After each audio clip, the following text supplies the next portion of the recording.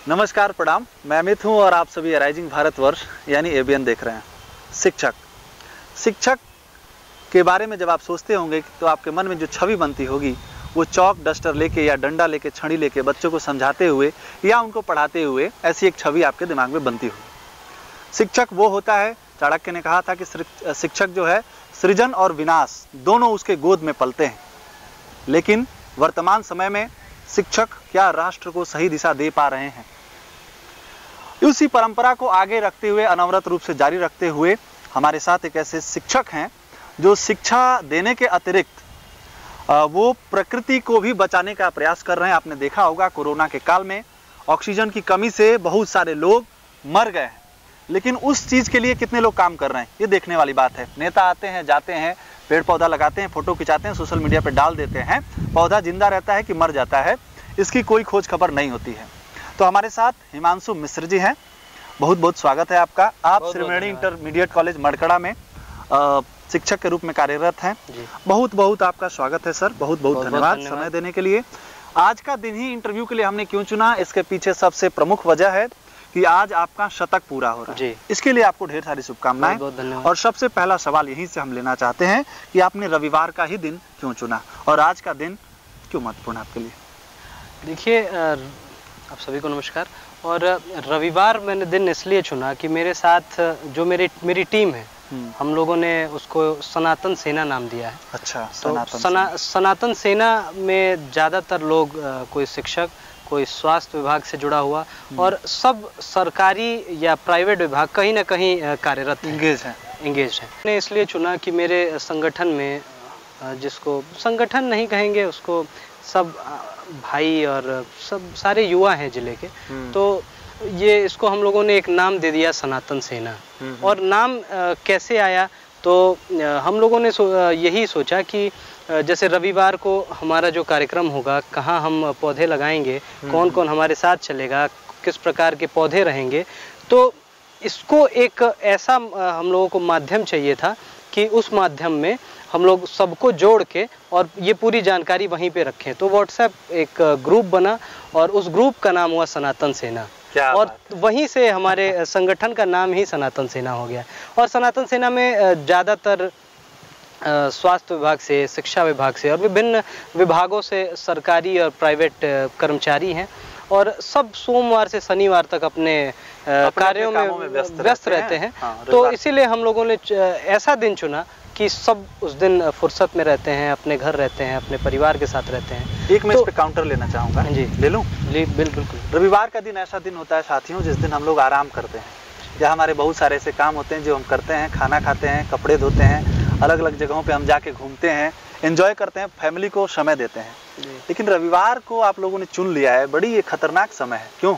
जी बिल्कुल खतरनाक समय है। मेरे लिए खुद है कि सोमवार से शनिवार तक मेरे पास परिवार के लिए और अपने दोस्तों के लिए समय कम होता है। मैं सुबह से शाम तक अपने विद्यालय में रहता हूँ, वहाँ से आने के बाद और जो घर के कुछ ज़रूरी काम है वो सब देखना और भी अपनी जो ज़रूरतें हैं वो उस थोड़े समय में पूरा करना।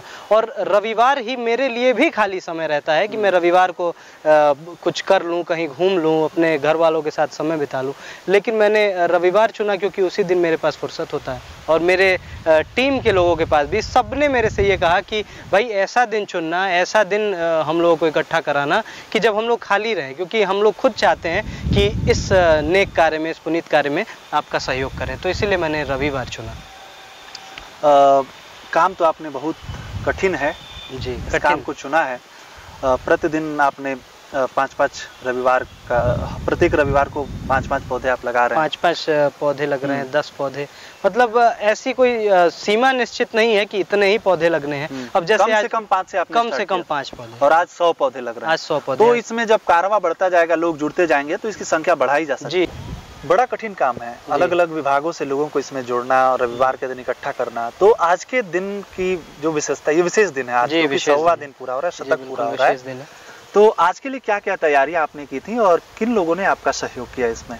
क्योंकि मैंने देखा कि ये अभी तैयारी के बारे में अगर हम बताएं तो तैयारी बहुत ज़्यादा हो नहीं पाई क्योंकि समय कम मिला। तो हम लोग ये सोचे थे कि शतक सप्ताह है और हम लोग अगर मेरा तो शुरू से टारगेट था कि शतक सप्ताह पे हम लोग 100 पौधे लगाएंगे, लेकिन बीच में समय न मिलने के कारण मैंने ये सोचा कि 11 या 21 पौधे लगाए जाएंगे। जब मैं जीआईसी प्रांगण में आया तो मैं जीआईसी प्रधानाचार्य श्री पीके शर्मा जी से मिला, पीके शर्मा से अपनी बातें बताई, तो पीके शर्मा जी ने कहा कि देखिए हिमांशु जी 11-21 पौधे ये तो आप कभी भी लगाते हैं, लेकिन इस आप ये मुंह मीठा कर लीजिए, अभी हम लोग इस इंटरव्यू में। हाँ तो शतक सप्ताह पे शर्मा जी ने कहा कि इस पे कम से कम 100 पौधे आप लगाएं, 100 पौधे लगे। तो इसके लिए तैयारी में बहुत सबने मेरा सहयोग किया, और फिर हमारा अगला लक्ष्य था कि किसको हम बुलाएंगे, किससे इसकी शुरुआत कराएंगे। तो इस पुनीत कार्य को शुरू करने के लिए अगर कोई सबसे उचित है तो हम लोगों ने सोचा कि जिले के जो पूज्य संत हैं उनको बुलाया जाए। बारीपुर मंदिर के महंत श्री गोपाल दास जी महाराज, दीर्घेश्वर नाथ मंदिर, जहाँ से और दीर्घेश्वर नाथ मंदिर के बारे में मैं अभी बताऊंगा इसके बाद। दीर्घेश्वर नाथ मंदिर के महंत पूज्य जगन्नाथ दास जी महाराज, और दीर्घेश्वर नाथ मंदिर से ही हमारे इस हर रविवार पौधारोपण की शुरुआत हुई थी। तो क्या बात है। 14 मार्च 2021 को हमारा पहला पौधा दीर्घेश्वर नाथ मंदिर प्रांगण में लगा, और वहीं से इस कार्यक्रम की शुरुआत हुई। और इसमें तैयारी में विभिन्न लोग सहयोगी रहे, जिसमें छोटा भाई है विशाल, आदर्श हैं। वही मैं टीम के ही बारे में जानने का जी अगला सवाल इसी पे लेने वाला था जी। जैसे इस कार्यक्रम की शुरुआत मेरे साथ 2 लोग और थे जो मेरे साथ पहले दिन से, पहले रविवार से लगे रहे। पुनीत श्रीवास्तव जिनका नाम है, जिनका नाम शैलेंद्र सिंह है। आप दोनों लोग भी पेशे से शिक्षक हैं, और हम 3 ही हमेशा साथ में दीर्घेश्वर नाथ मंदिर जाया करते थे।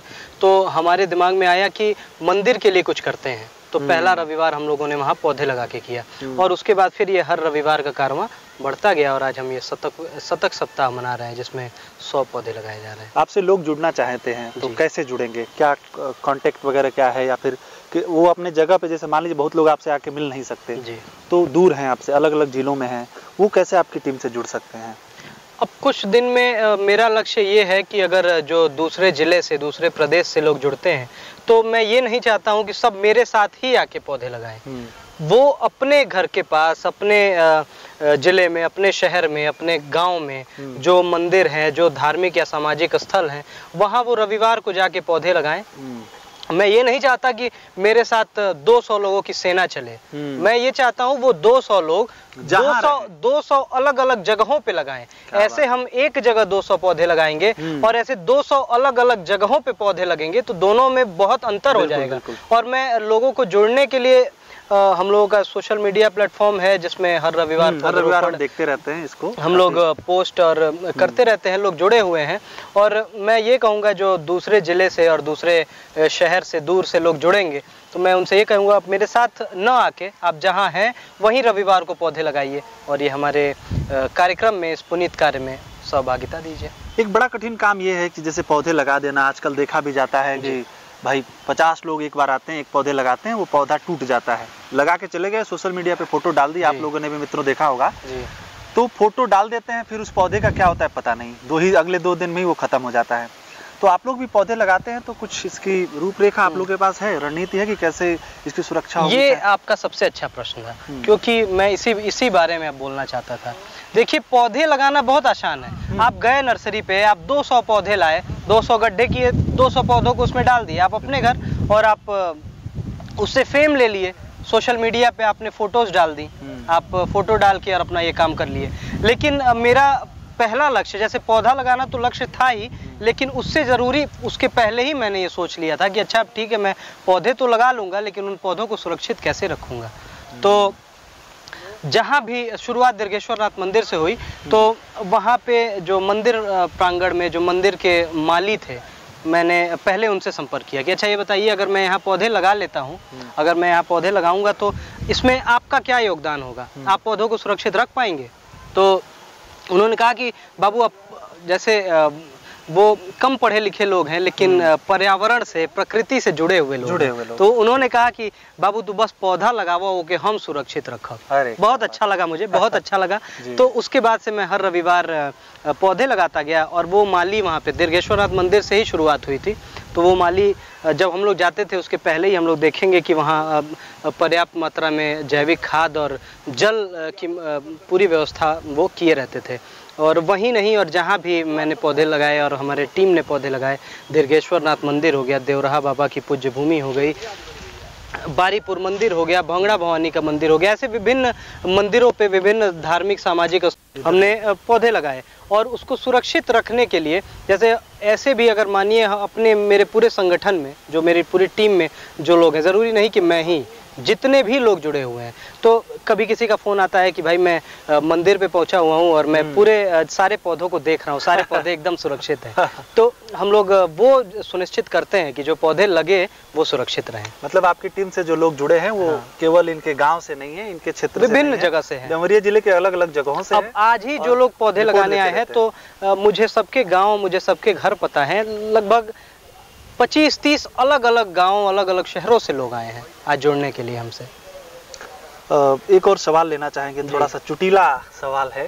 मान लीजिए कि रविवार को इस समय आपको समय मिल जा रहा है, अब अविवाहित हैं आप, विवाह हो जाएगा, जल्दी होने ही वाला है, तो विवाह के बाद क्या स्थिति होगी? क्या इस तरीके से आप खुलेआम घूम पाएंगे, ऐसे समाज सेवा कर पाएंगे? लोग कहते हैं शादी के बाद तो आप बदल गए हैं तो आपके साथ भी कुछ ऐसा? नहीं, ये मैं इसलिए इसका जवाब दे पाऊंगा क्योंकि मेरे टीम में, मेरे संगठन में मुझे लगता है कि मेरे से छोटे 2 ही 4 लोग होंगे, सब मेरे से बड़े लोग हैं और सब शादीशुदा हैं, और सब जो शादीशुदा लोग हैं वो मेरे से पहले मौके पे पहुंच जाते हैं। यहाँ पे कुछ टीम के लोग हैं, हाँ, कुछ टीम के लोग हैं, इधर प्रवीण पांडे बॉबी भैया हैं, अभिनंदन भाई हैं, पुनीत भैया हैं, शैलेंद्र भाई हैं, शैलेंद्र भैया हैं, ये छोटा भाई विशाल है, अमित भाई हैं, सब लोग, इसमें ज़्यादातर लोग ऐसे हैं जो शादीशुदा हैं, तो इसीलिए इसका जवाब तो मैं आसानी से दे लूँगा। पर्याप्त अनुभव है पर्याप्त, जैसे मैं इसलिए ये कह रहा हूँ क्योंकि ये सारे लोग जो हैं ये मौके पे पहुँच के हमको फ़ोन करते हैं कि अरे यार जल्दी आओ, तुम लेट कर रहे हो, तो इसीलिए इसका जवाब तो मैं आसानी से दे लूँगा कि मेरे टीम में ही ऐसे लोग हैं कि जो मुझे समय से आने के लिए बाध्य कर देंगे कि भाई मैं भी तो शादीशुदा हूँ, मैं आ जा रहा हूँ तो तुम क्यों नहीं आ रहे हो। तो ये एक अंतिम आपसे कठोर सवाल लूँगा, जैसे बहुत सारी टीमें बनी, बहुत सारे सामाजिक कार्यों के लिए और काम हुए भी, लेकिन एक जैसे सेचुरेशन पॉइंट नहीं कहूंगा, लेकिन एक हाइट पर जाने के बाद, पीक पॉइंट पर जाने के बाद ऐसा होता है कि टीम के जो लोग हैं उन्हें मनमुटाव होने लगता है। क्या बात है, बहुत तो अच्छा। ये सब चीजें आप कैसे मेंटेन करेंगे या कर रहे हैं, क्योंकि आप लोग भी काफी हाइट पर आ गए हैं अब, तो कैसे मेंटेन करेंगे आप? 100 सप्ताह अपने में बड़ी बात है कि 100 सप्ताह हम लोग लगातार, और ये मैं दावे के साथ कह सकता हूँ, ये आप जो कह रहे हैं कि आप कैसे मेंटेन करेंगे, तो 100 सप्ताह मेंटेन करना ये खुद में बड़ी बात है। और जो मेरे से पहले रविवार जो लोग मेरे साथ थे, आज वो 100वें रविवार पे भी हैं, और ये 1000वें रविवार पे भी मेरे साथ रहेंगे, मैं ये दावा के साथ कहता हूँ। तो ये जो मेरा संगठन है, मैं संगठन नहीं कहूँगा, ये सब परिवार के परिवार, तो परिवार बिखरेगा नहीं, परिवार जुड़ेगा और लोगों को जोड़ेगा, और ये कार्य हम निरंतर करते रहेंगे। चलिए, बहुत बहुत धन्यवाद आपको, बहुत बहुत ढेर सारी शुभकामनाएं आगे के लिए। देखिए, परिवार को बनाए रखना, परिवार ही प्राइमरी होनी चाहिए और परिवार ही सब कुछ है, मूल है। कुछ भी आप काम करना चाहें, चाहे करियर हो चाहे कुछ भी। ये जो वृक्षारोपण का कार्यक्रम है, अब तो मैं भी इस परिवार का हिस्सा हूँ, तो राइजिंग भारतवर्ष के जितने भी दर्शक हैं वो सभी इस मुहिम से जुड़ सकते हैं, इस परिवार का हिस्सा बन सकते हैं। सबका स्वागत। ऐसा नहीं कि आप यहाँ पे आकर ही करेंगे, आप जहाँ हैं, जैसे हैं, वहां पर प्रकृति की सुरक्षा करिए, संवर्धन करिए, वृक्षारोपण करिए और पूरे विश्व को पर्यावरण के जो प्रदूषण है उससे मुक्त कराइए। वीडियो अगर आपको अच्छा लगा हो और भी लोगों तक पहुँचाएं, क्योंकि एक छोटा सा वीडियो बड़ी सी क्रांति ला सकता है, परिवर्तन ला सकता है। बहुत बहुत धन्यवाद।